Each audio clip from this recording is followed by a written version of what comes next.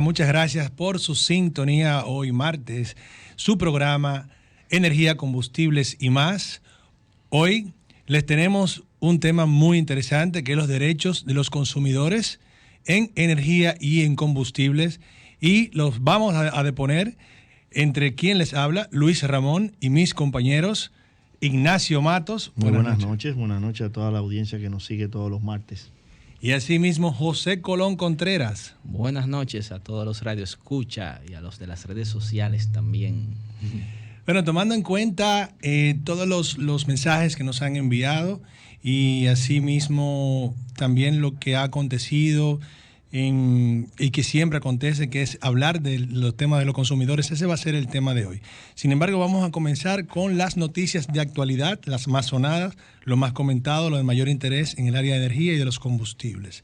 ¿Qué tenemos en energía de actualidad? Bueno, hubo una semana muy intensa de noticias, tenemos varias cosas importantes que comentar. De hecho, la semana pasada sucedió algo el mismo martes, no alcanzamos a comentarlo porque también teníamos una semana anterior cargada, pero es bueno llamar la atención a una reunión que sostuvo el ministro de Energía, el ingeniero y Minas, el ingeniero Antonio Almonte, con varios productores de energía a partir de fuentes renovables que contaban con contratos de concesión definitiva y que en un momento habían suscrito contratos de compraventa de energía con la CDE, amparados en la ley 5707 de incentivo a las energías renovables y específicamente en el decreto. A raíz de la resolución que aquí detallamos la semana pasada. A raíz de esa resolución emitida por la CNE, en esa reunión que se sostuvo, se les planteó a ellos la posibilidad de que, en vista de que la CDE, la Corporación Dominicana de Empresas Eléctricas Estatales, está viviendo un proceso de liquidación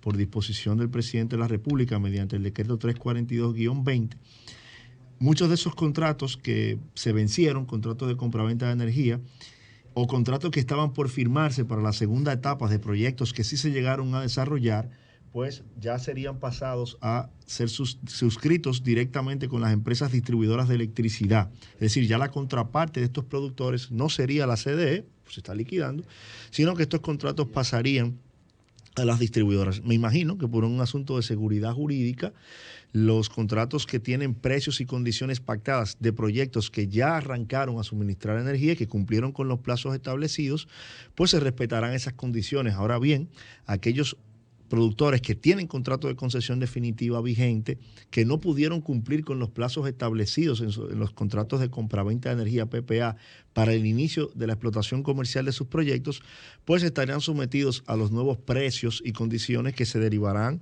primero de lo que establece la resolución, y veremos ya si el esquema de retributivo que establece el artículo 18 de la ley 5707, que es aparte del precio marginal que se establece en el mercado, una prima remunerativa de incentivo, pues también se aplica a estos proyectos. Es muy importante porque hay varios de estos productores que ya han agotado un proceso administrativo para poner en marcha estos proyectos, y si bien hubo ciertos retrasos en una etapa, pues podríamos rescatar estos proyectos y poder con ello, en menor plazo y con menor burocracia, pues aportar nueva energía renovable al sistema, continuar incrementando la capacidad de generación renovable que tiene nuestro sistema. Esa fue una de las noticias más importantes. Pero en materia de combustible creo que también hubo algunas que podemos resaltar, ¿no? Tenemos otra noticia interesante, pero a nivel internacional. Sigue caliente el área de energía. Sí, es una planta termosolar que está ya en proceso de pruebas de sincronización en el sistema chileno. ¿Por qué mencionarla aquí? Bueno, porque es una planta que funciona con energía del sol, pero tiene la posibilidad de trabajar 24 horas, que es lo que hoy en día quizás paneles solos no pueden hacer, porque solo depende de la radiación solar. Claro. Esta es una torre que alrededor de ella tiene aproximadamente 10.600 espejos que se llaman de heliostatos. Se mueven. Es diferente a paneles esto. Exacto, son espejos. Okay. Se mueven con el sol, sí, para tratar de aprovechar la mayor cantidad de luz posible, pero están dirigidos a calentar una torre que tiene una altura de aproximadamente 250 metros. Esa torre calienta unas sales que están en unos tanques de almacenamiento en el fondo de la torre y se mantienen siempre a una temperatura de aproximadamente 200 grados, se conservan. Esas sales... Celsius, perdón. Sí, 200 grados Celsius. Esas sales calentadas ya pasan por un proceso que producen gases gases y mueve una turbina de aproximadamente 110 megavatios de manera constante.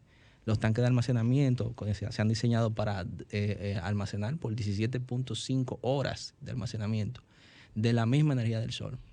Ya el parque tiene 100 megavatios con paneles solares normales, pero aparte tiene 110 megavatios adicionales, que es con esta tecnología también solar, pero con la posibilidad de mantenerse operando 24/7. Eso es una tremenda noticia. Claro, porque es que el retorno de la inversión es, vamos a decir, a la mitad del tiempo que el retorno de la inversión de otra que sea simplemente solar y que no tenga la combinación con baterías, digamos. Eso es una gran noticia de saber que tú puedes aprovechar por tanto tiempo.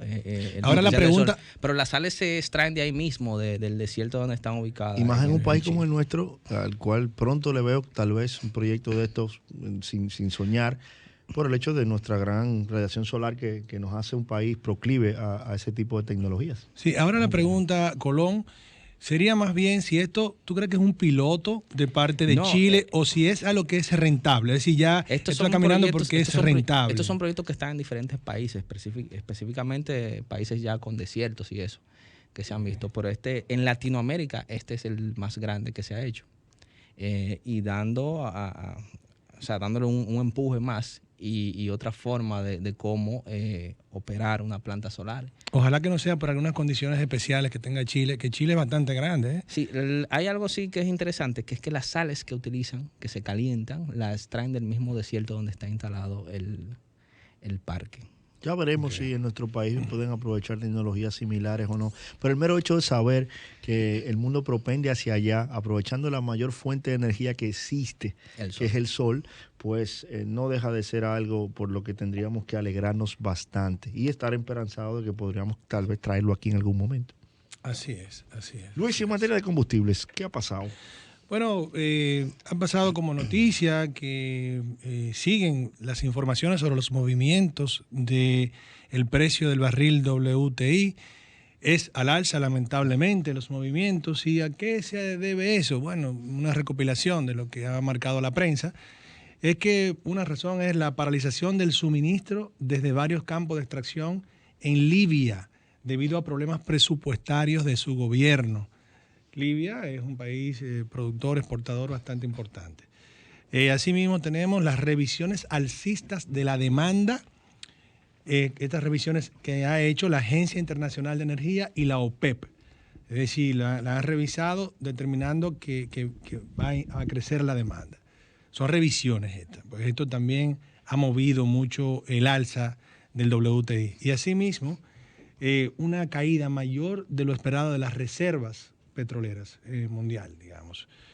Esto podríamos decir que ha impulsado mucho este aumento. Sin embargo, se mantienen preocupaciones en el sector del combustible internacional, estamos hablando, por la evolución de la pandemia, especialmente en India, que es el segundo país más afectado, con más de 15 millones de casos acumulados, y también por las restricciones que hay en India. Tenemos que ser conscientes de que India es un país que produce bastante bienes y servicios mundialmente, una manufactura de las manufacturas del mundo, y la pandemia ha mermado mucho la producción. Esto baja el consumo. Esto es de las preocupaciones. Recordando siempre a nuestros oyentes, como todos los martes, que siempre deben tener pendiente el WTI. El West Texas Intermediate, que es el índice de referencia para los precios de combustibles que ustedes pagan según lo que se fija en nuestro país. Por eso es tan importante siempre escuchar las noticias relacionadas a la evolución de ese índice. ¿Qué porcentaje es que se importa de allá del combustible de aquí nacional? De los Estados Unidos, tenemos más del 60% del combustible que tenemos aquí. Perfecto. Y Colón, vamos a ver, con datos breves. ¿Qué tenemos? Tenemos datos breves. Hemos tenido en lo que va de mes, del 1 al 19 de abril, del 1 de abril al 19, una disponibilidad promedio horaria de generación de 2.915 megavatios. La demanda que se ha abastecido de potencia horaria promedio en lo que va de mes es de 2.191 megavatios. O sea, siempre estamos por arriba en cuanto a disponibilidad. E interesantemente, ayer lunes 19, Por tercera semana. Sí, ahora somos los lunes, nos cambiamos los lunes. A las 9 de la noche, y si ustedes se fijan, coincidió con la gran sensación térmica que había en el día de ayer. Se sentía mucho calor, hacía mucho calor, muy húmedo. Tuvimos una demanda máxima a las 9 de la noche de 2.864 megavatios. Muy cercana a la disponibilidad. Exactamente. Y si a estas alturas de la estación, de los meses, estamos ya llegando a una máxima de 2.800, muy probable que en la medida que siga avanzando el tiempo y la temperatura, cerca de agosto, septiembre, que cuando se dan los picos más altos, pudiéramos llegar por encima de cerca de los 3.000 megavatios o quizás más. Es bueno saber. Demanda. Pero es muy importante que tú recalques siempre, Colón, que nosotros tenemos una capacidad instalada de 4.971 megavatios. Nuestro parque está preparado para hacerle y frente en aumento a ese incremento de la demanda. En aumento, porque ahí vienen más unidades de generación. Por otro lado, la demanda abastecida total de energía en lo que va de abril es de 1.047.385 megavatios hora.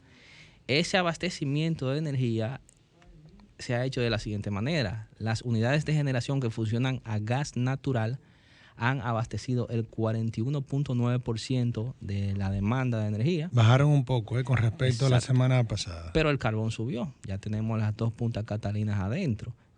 El carbón aumentó, está en 31.3% el aporte. El fuel oil, las unidades que funcionan con fuel oil número 6 aportaron el 10.1%. Las unidades que funcionan, las hidroeléctricas, se mantienen un 8.1%, han aportado. Las unidades que son en base a generación eólica, un 5.2%. Las plantas fotovoltaicas, un 2.1%, se mantiene del último reporte. Y en biomasa, 1.3%. Solamente tenemos una unidad que funciona a biomasa, San Pedro Bioenergy, que son 30 megavatios. Luego, los que son unidades con fuel oil número 2 y número 6 no han aportado nada en lo que va a decir. Luis, rápidamente, cuéntanos datos breves en materia de combustible. Bueno, sí, en materia de combustible pues tenemos los precios. Lo primero es que ahora sí, hoy vamos a hablar de los precios porque variaron un poquito. No mencionábamos los precios en los programas anteriores porque tenía 5 semanas iguales. Sin embargo, en esta última semana la mayoría se mantuvo igual y solo dos combustibles subieron de precio. Estos fueron la gasolina premium, que subió a 245,10, y la regular, que subió a 231,50. Después los demás se quedaron en su mismo precio. Eso es muy importante que se sepa. En ese sentido, es importante decir que de acuerdo a las alzas que hay en el WTI, la gasolina premium debió haber estado en 257,16 y no en 245,10 como está. Para esto, el gobierno está asumiendo deuda con los importadores por 7 pesos con 81 centavos por galón. Asimismo, la gasolina regular debió estar no en 231,50 como está, sino en 245,82, de acuerdo al precio del barril del petróleo. Para el gobierno poder mantenerlo en 231,50 o llevarlo, o sea, hacer este pequeño ajuste de aumento, muy pequeño, asumió deuda o está asumiendo deuda con los importadores por 9 pesos con 37 centavos por galón. Dicho esto, es importante decir en cuánto está el WTI. El WTI, que es el precio del barril del petróleo, el que usamos de referencia, subió un 0.4% en un día y está en 63.38. Asimismo, el Brent está en 67.01. El precio promedio de la gasolina en los Estados Unidos está en 3.19 dólares. Bueno, estos son los datos. Señores, en el próximo segmento venimos con una última noticia para luego adentrarnos al tema de la noche de hoy. Como todos saben, los derechos del consumidor en materia de energía y en materia de combustibles. Sigan con nosotros, por favor.